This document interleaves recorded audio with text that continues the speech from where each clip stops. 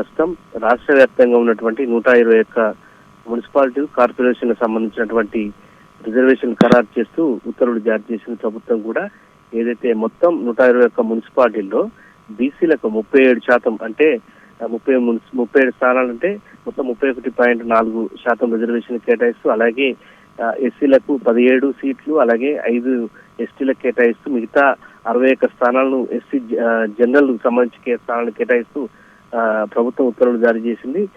మొత్తంగా చూసినట్లయితే ఈ ఎన్నికలు నిర్వహించేందుకు ఎన్నికల సంఘం సిద్ధంగా ఉన్న నేపథ్యంలో దీనికి సంబంధించి ప్రభుత్వం కూడా అన్ని ఏర్పాట్లు చేసింది. సో రేపటి తర్వాత ఏ క్షణమైనా కూడా ఈ మున్సిపాలిటీ కావచ్చు, కార్పొరేషన్ ఎన్నికలకు సంబంధించి నోటిఫికేషన్ వచ్చే అవకాశం ఉంది. ఫిబ్రవరి 2వ వారంలో మున్సిపల్ ఎన్నికలు, కార్పొరేషన్ ఎన్నికలు జరిగే అవకాశం ఉంది.